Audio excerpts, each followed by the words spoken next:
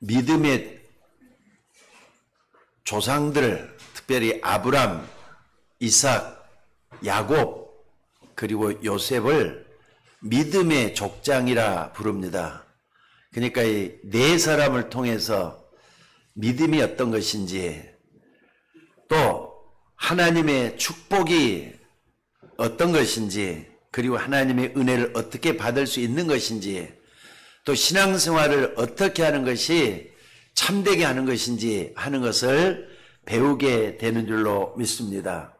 그 중에 오늘은 야곱에 대한 얘기거든요. 근데 얘기가 아니라 설화가 아니라 사실적인 겁니다. 근데 우리의 영적인 것을 딱 들여다보면은 똑같은 축복을 여기서 우리가 받게 되는 줄로 믿습니다. 야곱은 참 대단한 인물인 것 같아요.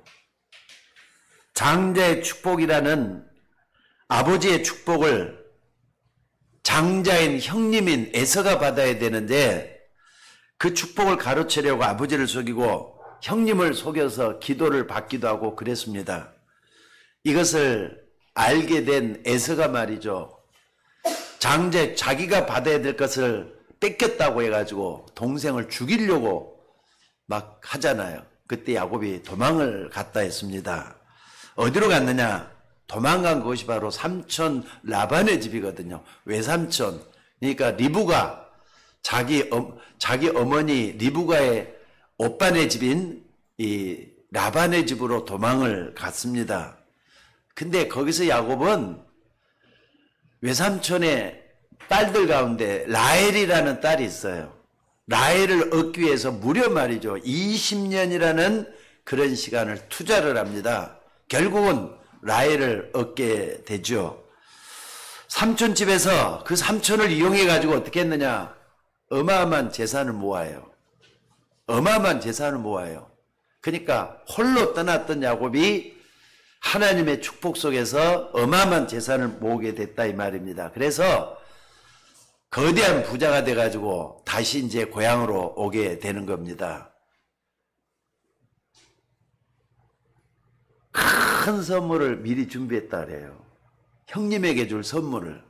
근데 여러분들, 자기를 만나면 죽이겠다는 형님에게 큰 선물을 준비해 가지고 먼저 형님에게 선물을 보냈다 그러잖아요.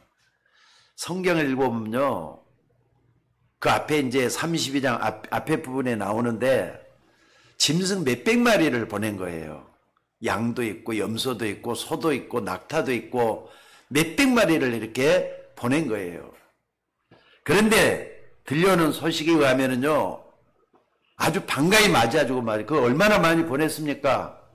선물 공세 때문에라도 반가이 맞아주고 이렇게 잔치를 해줄 줄 아는데 군인 400명을 이끌고 온다는 거예요.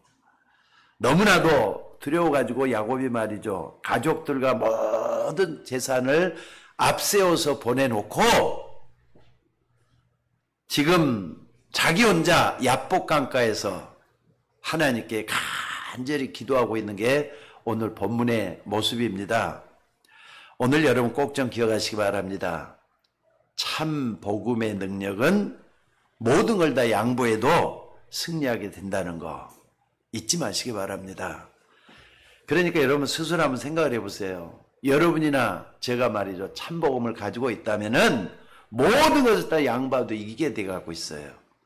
그러니까 여러분, 복음 가지고 있다, 예수님이 누군지 똑바로 알고 믿는 걸 복음 가졌다고 말하는 거 아닙니까?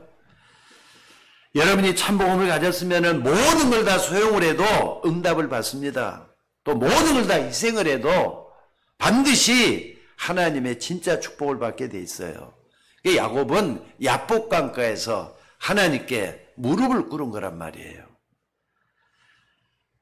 이때 하나님이 야곱에게 이제부터 너희 이름을 야곱이라 하지 말고 이스라엘이라 하라, 이런 음성을 들려주게 되는 겁니다.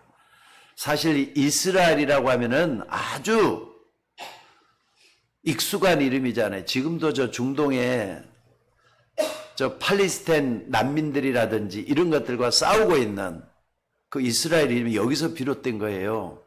게다가 이스라엘의 대표적인 이런 백성을 의미할 때는 야곱아 이스라엘이라 하면서까지 그 불러지는 그 이름이 바로 이스라엘이라 이 말입니다.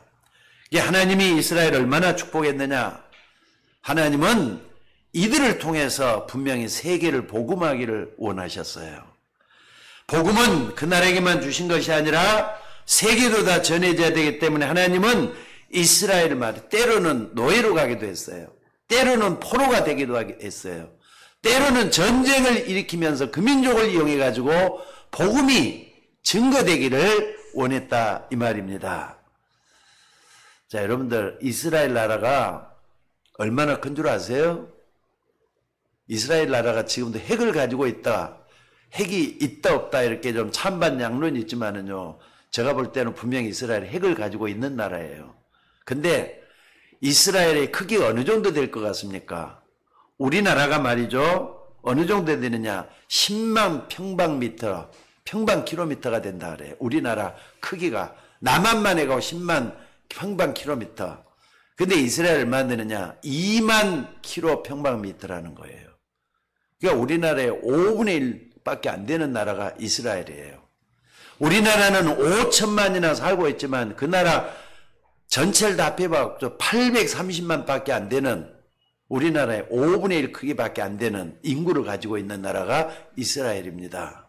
그런데 여러분들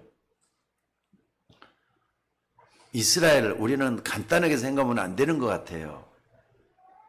지금 말이죠. 시대의 흐름을 뒤바꿀 정도로 유명한 과학자 아인슈타인 있잖아요. 그 사람 바로 유대인이에요. 또 세계적인 투자했던 워린 버핏 이런 사람이 바로 유대인이에요. 게다가 여러분들 잘 알고 있는 대로 화가 피카소라든지 최초의 억만장자는 록펠러라든지 이 사람들이 다 유대인이라는 거예요. 이런 유대인들이 세계는 물론이고 지금 경제가 가장 활성화되어 갖고 있는 나라가 미국인데 미국의 경제를 다 쥐락펴락할 정도로 되고 있는 나라가 유대인들입니다. 미국 월가에 있는 큰 빌딩들이 거의 다 유대인 거라는 말이 있을 정도예요. 그리고 금과 또뿐만 아니라 보석들 다 지고 있고 심지어는요 유대인과 그 후예들로 이루어졌다고 하는 이 로스차일드 집안이 바로 어디냐?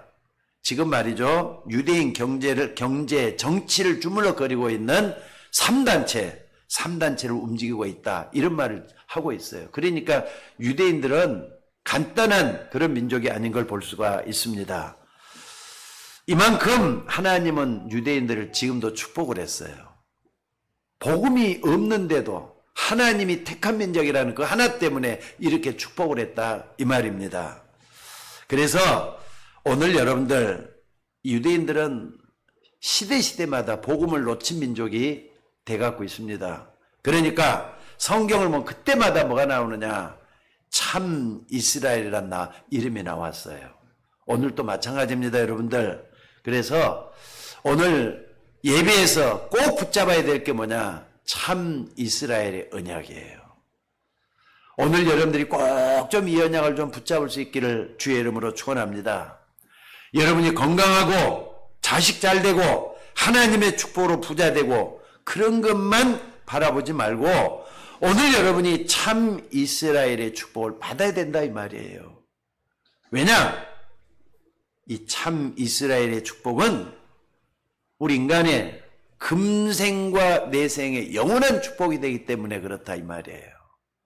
여러분들 참 이스라엘의 축복 오늘 또 명절이 다가오지만은요 민족과 상관없이 고유의 민족인 추석과 상관없이 참 이스라엘의 축복을 누릴 수 있는 여러분이 되셔야 될 줄로 믿습니다. 사람들이 성공하는 데는 길이 몇 가지 있다고 하죠.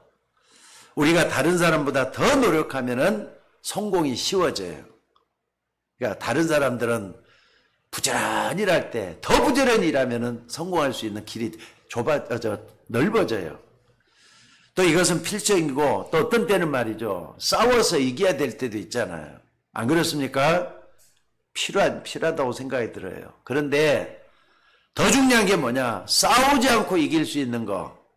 그것이 뭔가를 한번 생각을 해보셔야 돼요. 싸우지 않고 이길 수 있는 이게 뭐냐? 진짜 이스라엘 받은 약속이고 축복이라는 거 잊지 마시기 바랍니다. 그래서 여러분들 싸우지도 않았는데 이스라엘 백성들은 승리했던 때가 있었어요. 그때가 뭐였느냐? 참 이스라엘의 축복이 나타났을 때 그랬다 이 말입니다. 여러분들 한번 봐보세요. 유대인들은 그렇게도 엄청난 축복을 받았잖아요. 역사를 보면은요, 나중에 기독교 세력이 커지니까 로마 황제 10명이 일어나고 다 핍박을 하고 엄청난 박해를 했습니다. 그런데 그 중에 말이죠, 로마 황제 중에서 도미티안이라든 네로 황제는 무섭게도 말이에요, 무시무지하게 핍박을 했던 것 같아요. 특히나 네로 황제 때 얘기를 들어보면은요, 기독교인이라고는 한 이유 하나 때문에 그냥 사자 굴 속에 집어넣어가지고 사자 밥이 돼가지고 죽게 만들었어요. 게다가 밑에다 불을 떼가면서 말이죠, 화형을 시키는 그런 일들이 로마 네로 황제 때 일어났다 그래요. 그래갖고 여러분 예수 믿는단 말이 나옵니까? 근데 네로가 했던 말은요, 사자밥이 돼갖고 죽어있으면서도 얼굴 보면 편안해갖고 있더래요. 아니 저 친구들은 저렇게 말이죠, 사자밥에도 죽어가는데 얼굴에 왜 이렇게 평안하냐? 뭐 때문에 저러느냐? 이런 말이 나올 정도로 역사가 나오고 있습니다. 그런데 중요한 것은 이렇게 10명의 황제가 지나가면서 기독교 복음이 로마 제국 온 나라에 다 퍼졌다는 사실이에요.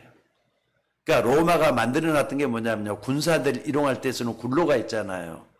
또 상업, 모든 길은 로마로 통하였던 그 상업의 길, 장사하는 그 길을 통해서 복음이 전해지기 시작을 했다는 겁니다. 그게 대단한 거 아닙니까 여러분들? 자, 그렇다면은 오늘 여러분들이 붙잡아야 될 진짜 하나님의 이스라엘의 축복이 뭐냐는 겁니다. 여러분들이 어떻게 하면 참된 이스라엘의 축복을 받을 수가 있겠습니까? 하나님의 절대 주권 속으로 들어가셔야 돼요. 누가 뭐래도 하나님이 함께하는, 하나님이 일하시는 그 주권 속으로 들어가셔야 된다 이 말입니다. 그러면은 응답은 반드시 여러분의 따라오게 돼 있다는 거 잊지 마시기 바랍니다. 여러분, 하나님은 지금도 일하고 계시는 하나님이십니다. 맞습니까? 세상에는 분명히 복음이 아닌데도 불구하고 그게 진짜 복음인지라고 따라가는 사람이 있습니다. 또 어떤 사람은 기도하는데 응답이 안 온다고 불평하는 사람들이 있습니다. 또 교회를 가면서도 내가 왜 교회를 가는지도 모르는 사람들이 있습니다. 신앙생활이 뭔지도 모르고 신앙생활을 어떻게 하는 것이 잘하는 것인지도 모르는 사람들이 있어요. 그러니까 그냥 어떠냐면 희미하게 하나님을 믿는 것 같이 느껴지는 그런 사람들이 있다 이 말입니다. 그러니까 심지어 어떤 사람은요, 기도를 하는데 이런 기도를 해요. 하나님, 이것을 해주면 내가 얼마나 많은 돈을 헌금을 할 것이고, 또 이걸 해주면은 하나님 내 병도 낫게 해주면은 내가 어떻게 신앙생활 잘하겠습니다. 하나님께 조건을 거는 식으로 신앙생활하는 사람도 있고 그래요. 여러분, 어떻게 보면 맞는 것 같이 보이죠? 근데 절대로 그게 아닙니다. 오늘 만약에 말이죠, 여러분들이 생각해 보셔야 돼요. 조건을 건다. 만약에 하나님이 안 고쳐주면은, 만약에 그 기도를 안 들어주면은, 그럼 신앙생활 안 하고 하나님 안 믿을 겁니까? 오늘 본문의 주인공인 야곱이 그런 식으로 신앙생활을 했던 것 같아요. 그러니까 아브람, 이삭, 야곱, 요셉 가운데 가장 파란만장한 생애를 보냈던 사람이 누구냐? 야곱이잖아요. 그래서 바로 앞에 서갖고 하는 말대로 내 나그네 길의 세월이 130년이지만은 험악한 세월을 보냈다 이렇게 얘기를 하잖아요. 그러니까 야곱처럼 우리가 믿으면 고생을 진탕하게 돼요. 그렇게 하지 말라는 겁니다. 여러분, 성경을 한번 봐보시기 바랍니다. 창세기 25장 23절에 보니까 말이죠, 처음부터 하나님은 야곱을 택했어요. 이게 중요하지 않겠습니까? 처음부터 하나님은 여러분을 택하셨어요. 믿으셔야 돼요. 무슨 말인지 알겠습니까? 사실 야곱의 부인이었던 리브가가 말이죠. 아기를 가졌는데 쌍둥이였어요. 근데 먼저 나왔던, 그러니까 이 세상을 먼저 빛을 봤던 사람이 누구냐? 형 에서잖아요. 그리고 두 번째 나왔던 동생이 바로 누구냐? 야곱이고 그래요. 쌍둥이로서 낳았다 이 말이에요. 근데 엄마가 두 쌍둥이를 데리고 있는 동안에, 뱃속에 있는 동안에 하나님이 뭐라 그럽니까? 큰 자가 작은 자를 섬길 것이다. 이런 예언의 메시지를 주고 있는 걸 볼 수가 있습니다. 그러니까 하나님은 처음부터 작은 자가 큰 자를 다스리게 할 거라는 메시지를 줘놨다 이 말이에요. 이게 뭔가를 잘 생각해 보셔야 됩니다. 자, 그러면은요, 큰아들은 억울하지 않습니까? 억울하지 않겠습니까? 큰아들이 작은 아들을 섬길 거다. 이삭의 두 아들은 분명히 하나님의 축복을 받게 돼 있는데 그 중에 하나님은 작은 아들 쓰시겠다고 처음부터 약속을 해놨다 이 말이에요. 형 에서가 그게 기분 나빠했던 것 같아요. 평생에 기분 나쁘게 하다가 에돔 족속을 만들고 나중에는 역사의 뒤안길에서 사라진 걸 볼 수가 있어요. 망한 겁니다. 여러분들, 하나님은 분명히 큰 자가 작은 걸 섬길 것이라고 태어날 때부터 얘기했다는 걸 여러분들이 잊지 마셔야 돼요. 여러분을 믿고 싶어서 하나님을 믿게 됐다 하는 사람은 너무 이기적이라고 볼 수 있어요. 하나님은 여러분을 불러내신 겁니다. 잊지 마셔야 돼요. 자, 따라서 한번 합시다. 하나님은 나를 택하셨다. 야곱처럼 택하신 거예요. 아무리 못 믿어도, 아무리 틀린 걸 잘못했다 할지라도 야곱처럼 불러내신 거예요. 요걸 잊지 마시고 붙잡는 여러분이 되시기를 바랍니다. 근데 야곱이 잘못 믿었는데도 어떻게 믿었느냐? 분명히 하나님은 야곱을 축복할 것인데 이 야곱이 아버지 눈도 어두운데 거짓말을 해가지고 형님에 가는 축복을 가로채서 형이 말이죠. 손에가 팔에다 털이 많았는가 봐요. 그러니까 짐승들을 딱 붙여놓고 아버지가 눈이 어두니까 형인 것처럼 해갖고 축복을 가로챈 그런 나쁜 놈이 바로 이 누구냐? 야곱이에요. 어떻게 그럴 수가 있습니까? 원래 형 에서는요, 들판에 뛰어노는 걸 좋아하는 남자 기질이 있는 그런 사람이에요. 만약에 여러분들이 그 사위를 얻는다고 하면 아마 남자다운 그런 에서를 택할 것 같아요. 그 정도로 남자다운 기백이 넘쳐나는 그런 사람이 에서였다 이 말입니다. 그런데 야곱은 어떻게 하느냐? 죽 끓여가지고 남들 갖다 주는 걸 좋아하고 말이죠. 아기자기한 그런 여성스러운 그런 기질을 가지고 있던 사람이 야곱이었던 것 같습니다. 근데 야곱이 누구냐? 형보다는 머리가 참 빨리 돌아갔던 것 같아요. 저는 좀 미련한데 야곱을 보면서 참 약삭 빠르다라는 생각이 많이 들더라고요. 여러분들, 그 잔머리로 형이 받아야 될 장자의 축복을 위해서 아버지도 속이고 형도 속이고 안수기도를 받았던 사람이 누구냐? 야곱이었다 이 말이에요. 그러니까 나중에는 형이 그걸 알고 죽이려고 막 쫓아왔잖아요. 왜냐? 자기가 받을 축복을 가로챈 나쁜 동생이라는 것입니다. 그래서 도망을 갔어요.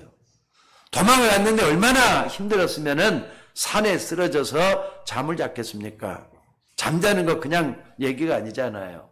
돌 하나 딱 져서 베기라고 누웠어요. 돌을 베기하고 돌베기라고 잠을 잤단 말이에요. 근데 그날 밤에 꿈을 꾸었어요. 어떤 꿈이냐? 아니, 사닥다리가 오락 내리락 하는 거예요. 큰 하늘까지 높이 있는데 거기서 하나님의 음성이 들려오기를 뭐라 하느냐? 야곱아, 내가 너와 함께 하겠다. 약속을 한 겁니다.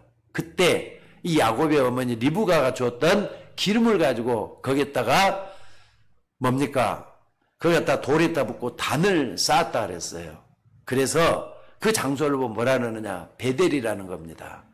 베델이 뭐냐? 하나님의 집이다 이 말이에요.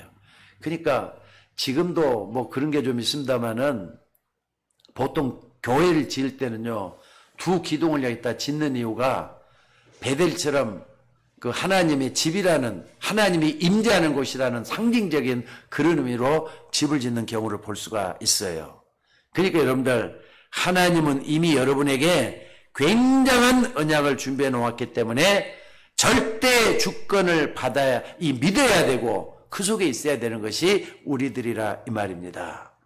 또 삼촌집에 갔을 때도 마찬가지입니다. 창세기 30장 37절에 보니까 야곱이 삼촌 보고 얘기를 해요. 아니 삼촌, 내가 이렇게 수년 동안이나 이렇게 삼촌 집에서 일하고 그랬는데 하나님 나에게도 재산이 좀 있어야 될 게 아니냐. 그러니까 삼촌이 생각해보니까 맞는 얘기거든요. 그럼 어떻게 했으면 좋겠느냐.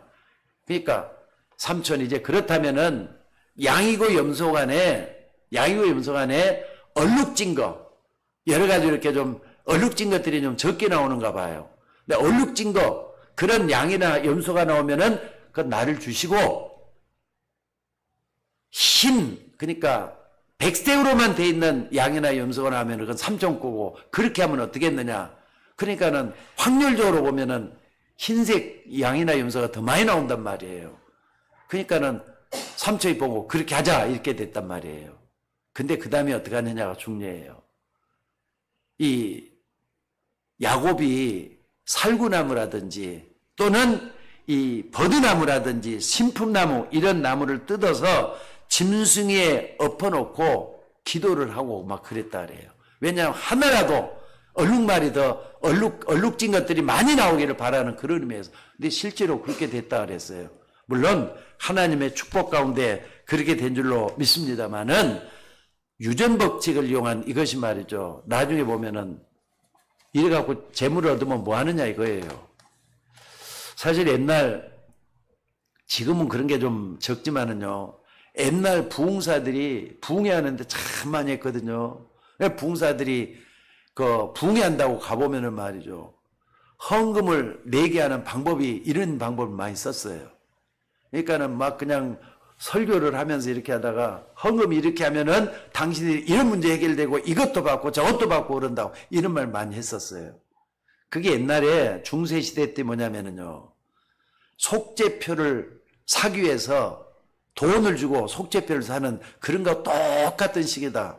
지금 역사가들은 그걸 가지고 얘기를 하고 있습니다.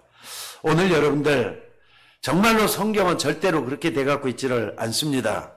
하나님은 그 이삭을 통해서, 아브라함을 통해서 뭐라 했느냐, 내가 열국의 아비가 될 것이다. 너로 인하여 내 후손이 복을 받게 될 것이다. 이미 다 복을 주셨어요. 아브라함에게 줬던 5가지 복 여러분 알고 있죠? 아브라함이 줬던 5가지 복 꼭 좀 기억하시면서 기도하는 여러분들 되시기를 주의 이름으로 축원합니다. 그러니까 하나님의 절대 주권이 뭐냐? 하나님의 말씀을 100% 따라가는 게 절대 주권을 믿는 믿음이에요. 여러분 이걸 잊지 마시기 바랍니다. 그러니까 혹시라도 여러분들이 교회 와서 사람들한테 상처받고 시험 들고 그런 사람들이 있습니까? 빨리 거기서 빠져나오셔야 돼요. 여러분이 적어도 하나님의 절대 주권 속에만 있으면은 여러분의 미래와 여러분의 집안은 안심이 된다는 거 잊지 마시기 바랍니다. 여러분은 하나님의 자녀가 됐기 때문에 하나님은 여러분을 야곱처럼, 아브라함처럼, 이삭처럼 축복하시게 돼 있어요. 믿음의 자녀는 절대로 망하는 법이 없다 이 말입니다. 하나님의 축복은요, 절대로 빵에 있는 게 아니라 어디에 있느냐? 하나님의 뜻은 세계복음하는 데 있습니다. 하나님의 계획 속에서 이 땅에 복음이 전해지는 거, 이게 바로 하나님의 계획이다 이 말입니다. 그래서 죽어가는 삶은 살리는 거, 여러분 이 길을 따라가는 사람은 반드시 복을 받게 돼 있다는 걸 믿으시기 바랍니다. 그러니까 야곱이 야복강가에서의 기도는 바로 그것을 깨닫는 날이었어요. 아, 하나님의 뜻이 이거였는데, 나를 축복하신 이유가 이거였는데 왜 내가 그걸 깨닫지 못하고 이렇게 고생스럽게 믿었던가 후회하는 날이었던 것 같아요. 자, 두 번째로 말이죠. 당장 내 기도가 응답되기에 되는 거기만 우리가 관심을 갖지 말고 하나님의 언약 속으로, 절대 언약 속으로 들어가는 거, 이게 두 번째 이유입니다. 왜냐하면 하나님의 언약은 반드시 성취되게 돼가고 있어요. 여러분, 하나님의 말씀, 하나님의 언약 반드시 성취되게 돼가고 있다는 걸 믿으시기 바랍니다. 하나님이 하시려고 하는 일, 그걸 절대주권이라고 하잖아요. 절대주권은 반드시 바뀌지 않기 때문에 하나님의 언약도 바뀌지가 않습니다. 다 안 읽었습니다만은 창세기 32장 6절 7절에 보니까 형이 에서가 말이죠. 군인 400명을 이끌고 온다고 하는 소문이 들려왔어요. 그냥 누가 빨리 와가지고 전해줬는가 봐요. 근데 야곱이 여기서 벌벌 떨면서 두려워서 어쩔 줄 몰라고 있는 모습이 여기 나옵니다. 근데 야곱이 두려워하면서도 뭘 기억을 했느냐? 아브라함을 통해서 줬던 말씀, 자기 아버지 이삭을 통해서 줬던 말씀, 그걸 기억한 거예요. 내가 반드시 내게 은혜를 베풀어 내 씨로 바다에 세울 수 없는 모래같이 많게 할 것이다. 이걸 기억을 하신 거예요. 하나님이 분명히 우리 조상을 통해서, 나를 통해서 이렇게 말씀하시지 않았습니까? 그 기억을 기억하면서 하나님께 매달리고 기도를 했다 이 말이에요.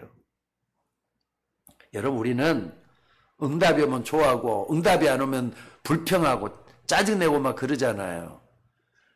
절대 언약을 믿는 우리들이 되셔야 될 줄로 믿습니다.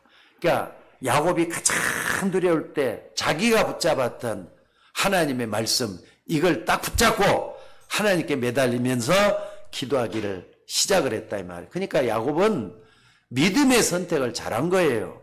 어떤 선택을 했는가? 믿음의 선택을 했다니까요. 그동안에 삼촌집에서 모은 재산 식구들이 다 앞서보내고 야복강가에서 홀로 남은 야곱입니다. 하나님이 주의 천사를 보내서 야곱과 기도에 씨름을 하게 하시는데 뭐라 그랬는가? 하나님이 내게 축복하지 않으면은, 내게 응답하지 않으면은 가게 하지 않겠나이다. 요 뭐냐면 끝까지 기도하는 거예요. 응답해 줄 때까지 기도하는 것이에요. 여러분들, 기도로 끝장 보겠다고 하는 야곱, 하나님이 결국은 들어주잖아요. 여러분들, 옛날 성경에는 환도뼈라 이렇게 나왔는데 여기 보니까 허벅지 관절이라 그랬잖아요. 그러니까는 이 뼈 있는 쪽에 있죠. 우리 엉덩이 있는 뼈 있는 쪽에 있잖아요. 그 밑으로가 이 관절에서부터, 허벅지에서부터 그 사이를 갖다 허벅지 관절, 환도뼈라 그래요. 그걸 쳐버렸단 말이에요. 쳐버렸으면 어떻습니까? 힘을 못 쓰는 거잖아요. 그렇게 될 때까지 야곱은 계속 기도했던 것을 여기서 볼 수가 있습니다. 여러분들, 그때 하나님이 야곱에게 줬던 말이 뭐냐? 이제부터는 내 이름을 야곱이라 하지 말고 이스라엘이라고 하라. 이 말씀이 온 겁니다. 그게 무슨 말이냐? 내가 하나님과 겨루어서 이겼다라는 뜻을 갖고 있는 게 이스라엘이란 말이에요. 오늘 여러분들, 아무리 기도한다고 해서 우리가 하나님을 이길 수가 있습니까? 인간이 하나님을 이길 수가 있습니까? 없는 거잖아요. 여러분이 어린 자녀가 계속해서 때를 쓰고 울면서 뭘 달라고 하면 어떻게 합니까? 엄마가 하는 말이, 그래, 내가 졌다면서 결국은 주게 되잖아요. 그러면 엄마가 힘이 없어서 아들한테 주는 겁니까? 그게 아니잖아요. 어떤 불의한 재판관이 돈을 먹고 재판을 틀리게 했어요. 이 과부가 아무런 힘이 없다 그랬어요. 너무 억울해가지고 재판관에게 찾아갔습니다. 재판을 새로 바르게 좀 해달라 하면서 찾아갔어요. 이 재판관은 사람들 몰래서 먹은 것이 있기 때문에 처음에는 모른 척 했을 거예요. 그러니까 화장실에 가도 따라가고, 또 뭐 음식 먹으러 가는데도 따라가고, 형제들 만나는 데로 따라가고, 어딘지 따라가면서 막 귀찮게 했단 말이에요. 그러니까는 너무 이렇게까지 하니까, 아휴, 결국 내가 저 친구 저러다가는 난 완전히 내 사람 잡겠네 하면서 들어줬다. 이런 내용이 누가복음에 나오고 있습니다. 이게 뭘 의미하느냐? 여러분들, 여자가 힘이 없어서 내가 졌다 이렇게 한 거 아니잖아요. 너무 귀찮게 하니까, 그것도 맞는 얘기지만 그것도 아니에요. 뭐냐? 재판관은 다시 번복할 수 있는 재판의 힘을 가지고 있는 사람이 재판관이잖아요. 오늘 여러분들 꼭 좀 기억하시기 바랍니다. 오늘 우리가 하나님의 능력을 믿고 기도할 때 정말로 나의 하나님이 모든 걸 다 바꿀 수 있다는 그 믿음을 가지고 기도할 때 하나님은 역사하게 될 줄로 믿습니다. 여러분, 우리가 응답할 사람이 가서 말해야만이 모든 게 바꿔질 수 있는 거 아닙니까? 우리의 생명을 주관할 만 분에게 가서 얘기해야 된다 이 말입니다. 그 언약을 붙잡고 얘기했다 이 말이에요. 야곱은 한마디로 말하자면은 절대 언약 속으로 들어간 그런 믿음의 사람인 것을 볼 수가 있습니다. 그래서 내가 졌다 해가지고 붙여진, 내가 이겼다 해서 붙여진 이름이 이스라엘이라 이 말이에요. 오늘 여러분들 하나님의 절대 언약은 반드시 이루어지게 돼 있다는 걸 믿으시기 바랍니다. 그러니까 여러분들 작은 일에 너무 두려워하지도 말고 작은 일에 너무 좋아하지도 말고 하나님의 진짜 언약을 붙잡고 하나님께 기도할 수 있는 여러분이 될 수 있기를 바랍니다. 돈이 엄하게 많은 재벌집에 말이죠. 자녀들이 있어요. 근데 그 자녀들이 자기 아버지에게 용돈을 좀 달라. 또는 말이죠. 밥 사먹게 돈 좀 달라. 아마 재벌치고 그렇게 달라는 안 주는 재벌은 없을 것 같아요. 다 주지. 근데 그거 진짜 응답 아니잖아요. 용돈 좀 달라. 밥 사먹게 달라. 그거 누가 안 줄 부모가 어디가 있겠습니까? 근데 진짜 아버지는요. 그런 거 달라가지고 안 와도 이 아이가 나라를 위해서 또 뭔가 중요한 일을 위해서 내 재산 물려주면은 정말로 말이죠. 귀하게 쓰겠구나 하는 사람 있으면은요. 그런 자식이 있다 할 때는 달라고 안 해도 아마 줄 거예요. 그게 진짜 응답 아니겠느냐 이거예요. 오늘 여러분들 이 야곱은 언약 속에서 언약 잡고 기도하는데 하나님이 응답하지 않을 수가 없었다 이 말입니다. 여러분 우리가 하나님과 씨름을 하면은 기도하면은 말이죠. 우리가 지겠습니까?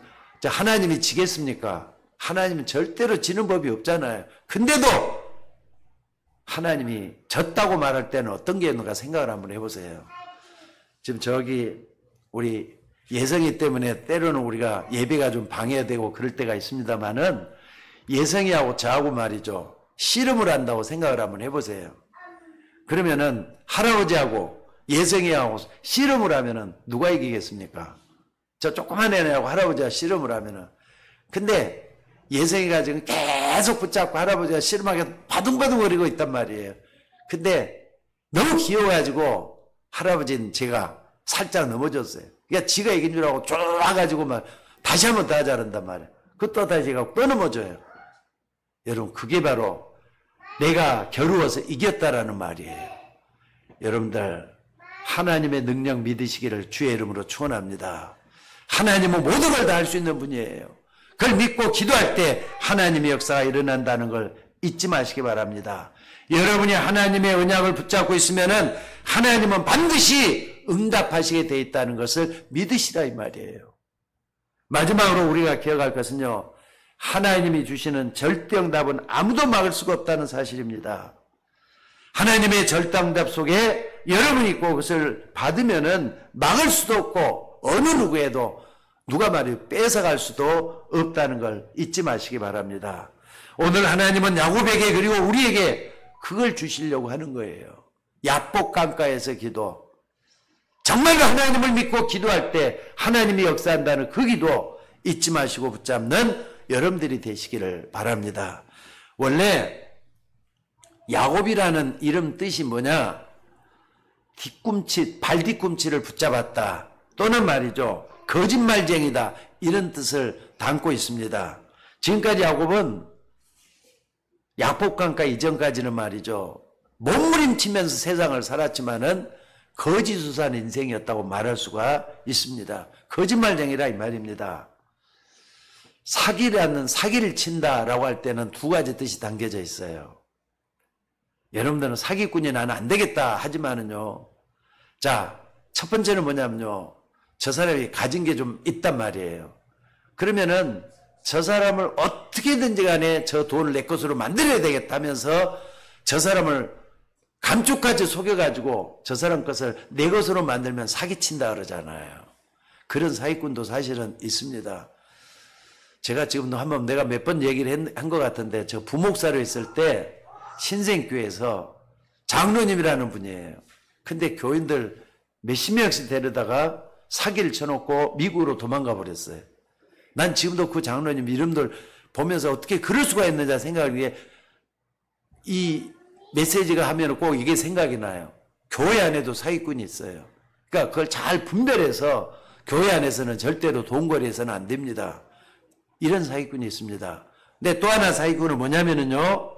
여러분들, 사람이 능력이 없다. 근데 약속을 했는데 내가 못 갚아버려요. 그럼 나도 모르게 내가 사기꾼이 될 수도 있잖아요. 그러니까 능력이 없으면 안 돼요. 여러분 정말 기도해서 능력 있는 사람으로 남으셔야 될 줄로 믿습니다. 하나님이 주시는 진짜 힘이 있어야 되는데 하나님의 백성이 힘이 없으니까 그걸 놓쳐서 늘 스스로 속게 된다 이 말이에요. 그래서 야곱이라 부르지 말고 내 이름을 이스라엘이라 부르게 하라. 창세기 32장 20절에 보면은요, 야복강가에 기도하는 그 자리를 뭐라고 했느냐? 내가 거기서 하나님을 보았는데 내가 죽지 않았다. 그래서 뭐라고 그랬느냐? 분이엘이라 불렀다 그랬어요. 내가 하나님과 대면해 봤지만은 죽지 않았다. 그게 분이엘이에요. 엘은 하나님이고 분이는 얼굴이란 말이에요. 얼굴을 대면해 봤지만은 내가 죽지 않았다. 분이엘의 축복 여러분도 받으셔야 돼요.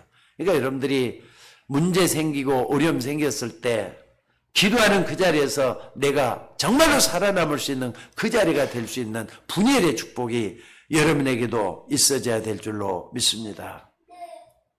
그러니까 야곱은 나중에 다리를 절 정도로 하나님과 대면해서 싸웠단 말이에요. 싸웠다는 거 기도했다 이 말입니다. 오늘 여러분들 하나님의 응답은 막을 수가 없습니다. 그렇기 때문에 절대로 흔들리지 말고 여러분의 현실에서 기도의 축복을 확인하는 여러분이 될 수 있기를 주의 이름으로 축원합니다. 요셉이 노예로 갔지만은 거기서 또 억울한 누명을 쓰고 감옥에 들어가잖아요.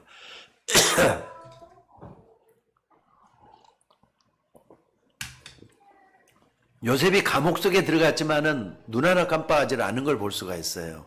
왜 그랬을 것 같아요? 눈 하나 깜빡하지 않고 굳굳하게 하나님을 믿어요.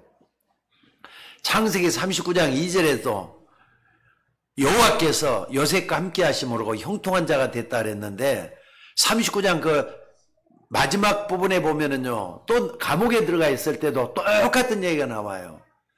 하나님이 요셉과 함께 하심으로 그가 감옥 안에서도 형통한 자가 됐다. 이게 무슨 말입니까? 하나님이 나와 함께 하시기 때문에 나는 겁날 것이 없다. 이런 믿음을 고백했다고 하는 사실입니다. 그렇기 때문에 오늘 여러분들이 이 부분을 정말 한번 봐보시기 바랍니다. 나중에 장관들이 감옥에 같이 들어있는 장관들의 꿈 해석을 해주고 이 장관 중에 한 명은 떡마트 가는 장은 어떻게 됐다 그랬죠? 죽었잖아요. 요셉이 꿈 해석을 해준 대로. 근데 술마트 가는 장은 살아서 바로에만 정치하는 데도 나가게 됐다. 까마득하게 잊어먹었다 그랬어요. 근데 나중에 하나님께서는 왕에게 꿈을 꾸게 만들어요. 근데 꿈을 꾸게 만드는데 술객들이나 박사들이 해석할 사람이 아무도 없는 겁니다.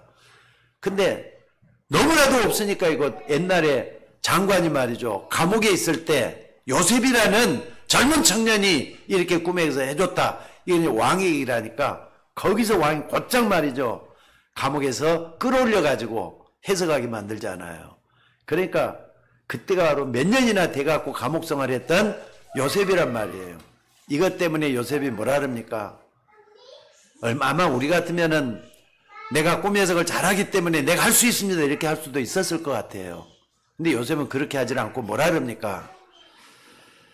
아닙니다. 저는 왕의 꿈을 해석할 수가 없습니다. 여호와 하나님이 임금님의 꿈을 해석할 것입니다. 이렇게 해가지고 모든 걸 하나님께 돌리잖아요. 여러분 모든 것이 하나님이면 된다. 이 믿음 여러분 꼭 가지고 있으셔야 돼요. 우리가 세상을 살 때는 갈수록 각박하고 어렵다 그러잖아요. 근데 그 어려움 속에서도 하나님이면 된다. 그 믿음이 여론 속에 우러날 때 우리는 요셉과 같은 그런 증인이 될 수가 있다 이 말입니다. 여러분들 요셉이 말이죠. 아니 노예로 간 것도 억울한데 감옥에 들어가서 평생 썩을 줄 알았는데 총리가 되리라고는 누가 상상이나 했겠어요. 안 그렇습니까? 여러분들 형들은 요셉을 죽이려다가 노예로 팔았습니다.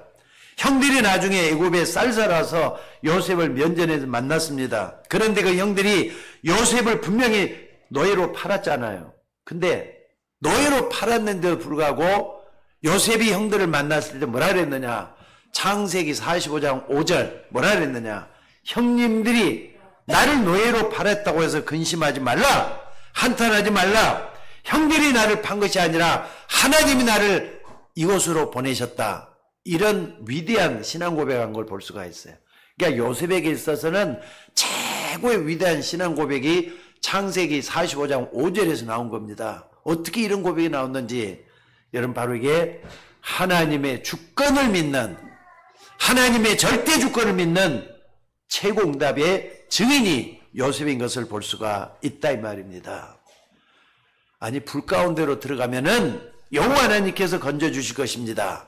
근데 그리 아니하실 자도 우리는 절대로 우상 앞에 절할 수가 없다. 사드락, 메삭, 아벳느고가 그렇게 얘기를 했어요. 여러분들 우상 앞에 절하지 않는 그것만 해도 여러분들이 최고의 복을 받는 거라는 걸 잊지 말았으면 좋겠어요. 그러니까 우리는 많은 시험들이 우리에게 찾아오지만은 하나님 앞에서 내가 뭘 해야 될지를 찾는 그 사람은 하나님이 복을 더해 주실 줄로 믿습니다. 이런 증인 앞에서는 어떤 흑암 세력도 다 무너지게 돼 있어요. 오늘 여러분들이 하나님이 가시는 절대 주권과 절대 언약과 절대 응답 속으로 들어가야 될 줄로 믿습니다. 그래서 창세기 33장 4절에 보니까 나중에 말이죠. 에서가 뭐라고 하는 줄 아세요? 여러분들 창세기 33장 4절 한번 다 같이 한번 찾아보십시다. 뭐라 그랬는가? 창세기 34장 4절 다 같이 한번 찾아봅시다.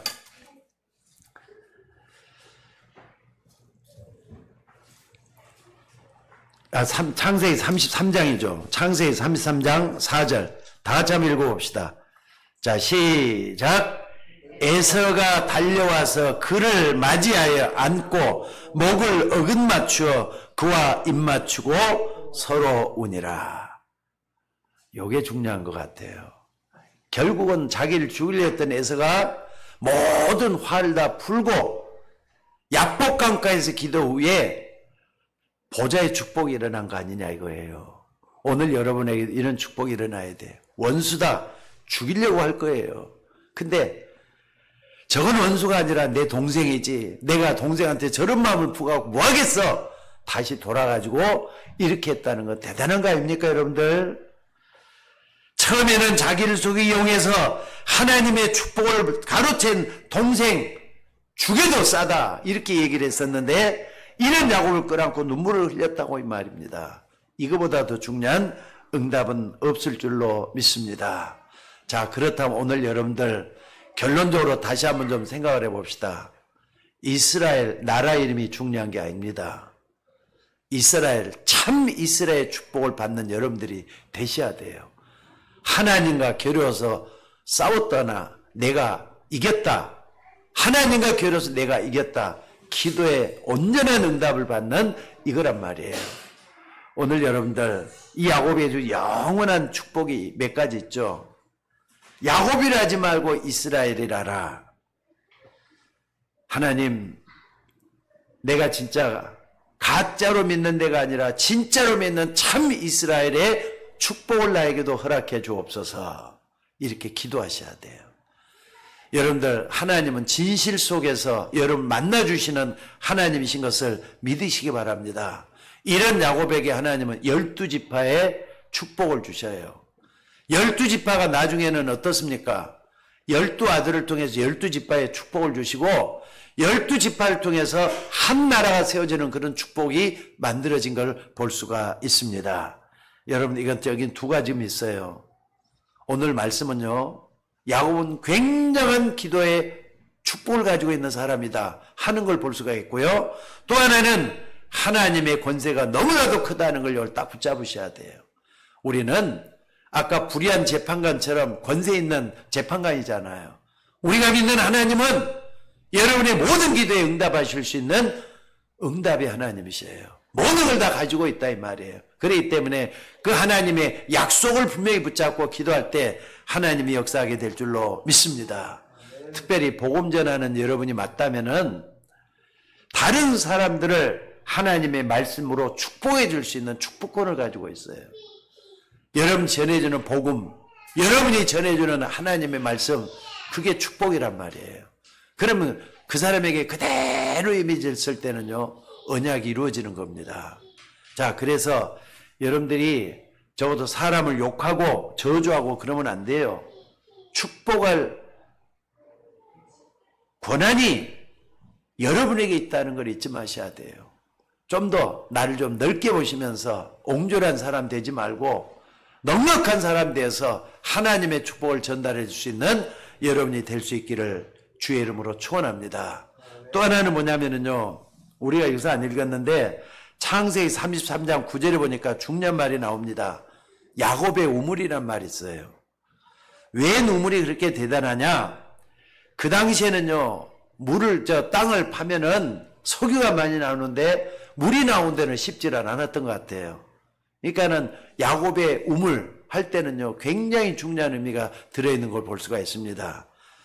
나중에 이 야곱의 우물은 세월이 흘러오면서 얼마나 많은 사람들이 목을 축여주면서 생명을 위한 발판이 되었던가 생각을 한번 해보셔야 돼요. 물을 먹어야 사람이 살잖아요.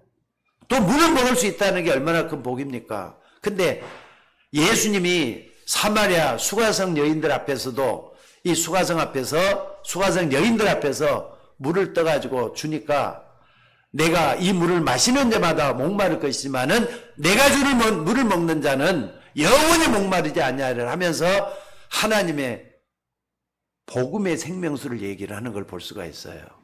오늘 여기서 여러분들이 정말로 중요한 축복을 받아내는 여러분들이 되시기를 바랍니다. 여러분들이야말로 언약의 축복 속으로 들어가셔야 돼요. 응답받는 여러분들이 따라오게 될 줄로 믿습니다. 그래서 빛의 경제가 여러분들에게 좀 찾아왔으면 좋겠어요. 돈 때문에 너무 힘들고 어려운 세상이잖아요. 근데 빛의 경제가 찾아들면은 너무 수월하게 모든 걸 다 찾아낼 수가 있게 될 줄로 믿습니다. 그래서 우리도 야곱처럼 하나님 내 생의 중요한 언약을 생을 걸고 기도하게 하옵소서, 이런 기도를 좀 할 수 있기를 바랍니다. 생을 걸고 기도한다는 말은 악착같이 기도했더니 응답이 왔다, 그런 것이 아닙니다. 절대 주권을 믿고 절대 언약을 믿고 절대 응답 속으로 들어간 야곱처럼 우리가 그렇게 된다면은 하나님의 빛의 경제 모든 것이 나에게 찾아든다 이 말입니다. 자, 항상 야복강가 이전까지는 야곱은 어떻게 했느냐, 잔머리 굴리면서 신앙생활을 갖다 이기적이고 인본주의적으로 했던 야곱이에요. 우리도 그 하나님을 만나기 전까지는 그런 식으로 신앙생활을 할 수도 있습니다. 근데도 불구하고 하나님이 내가 뱃속에 있을 때부터 널 택했다 그러잖아요. 그래서 작은 자가 큰 자를 어떻게 한다고요? 작은 자 큰 자를 다스릴 것이다 했잖아요. 근데 나중에는 야곱이 에서를 다스리는 그런 역사가 진짜 일어났어요. 여러분, 하나님의 언약 붙잡고 있으면은 하나님의 역사가 일어난다는 걸 믿으시기 바랍니다. 이제 생의 위기 속에서 모든 걸 다 내려놓고 하나님 앞에 간절히 기도했던 야곱은 우리에게 믿음의 족장으로서 많은 걸 보여주고 있습니다. 어떻게 보면 말이죠, 아브라함처럼 위대한 신앙 고백을 하는 우리가 되어야 되겠지만은 야곱처럼 이기적이고 인본주의적이고 계산하기 좋아하고 또 자기 것만 챙기는 그런 사람이 내가 아닌가를 생각해 보면서 우리는 야곱처럼 비록 부족하고 미련한 종이지만은 이런 사람도 하나님이 들어쓰시는 그런 믿음의 족장이 됐다. 이걸 붙잡고 기도할 수 있는 우리가 되어야 돼요. 내가 130년을 살았지만은 험악한 세월을 보냈다. 얼마나 고생했겠어요.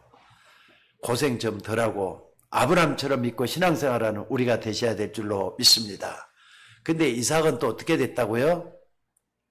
이삭은 아버지의 후광을 받아가지고 농사를 지었는데 그 땅에 어떻게 하든 100배 축복이 일어났다 그랬어요. 그러니까 믿음은 다 똑같은 사람 것이 아니에요. 여러분들이 아브라함처럼 축복받아야 되겠어요? 아니면은 이삭처럼 축복을 받아야 되겠어요? 비록 내가 야곱처럼 이기적이고 계산적이고 그리고 인본주의라 할지라도 그 따라가는 게 아니라 정말 나는 이 믿음의 족장들처럼이라 할지라도 아브라함 같은 축복을 누리고 살겠다. 이걸 다짐하는 우리가 되셔야 될 줄로 믿습니다. 오늘 야복강가에서의 야곱의 기도 바로 이 전환점이 된 줄로 믿습니다. 오늘 여러분의 생애에 이런 축복이 일어나기를 주의 이름으로 축원합니다. 자, 기도하겠습니다. 하나님 은혜와 사랑을 감사합니다. 비록 야곱처럼 우리가 부족하고 연약하지만은 너무나도 인본주의적이고 이기적이고 계산적인 우리들이지만은 하나님 아브라함처럼 온전한 축복을 이어받을 수 있는 복음의 유업을 받을 수 있는 우리가 되기를 소원하옵나이다. 오늘 또 우리가 참 이스라엘이 된다면은 아브라함처럼 이삭처럼 또 요셉처럼 그런 축복을 이어받지 않겠습니까? 하나님 우리에게도 믿음의 전환점이 되게 하시고 하나님의 축복을 온전히 받고 우리의 후손들에게도 우리의 자녀들에게도 이 복을 증거해 줄 수 있는 우리 모두가 되게 하옵소서. 우리를 구원하신 예수님의 이름으로 기도드리옵나이다. 아멘.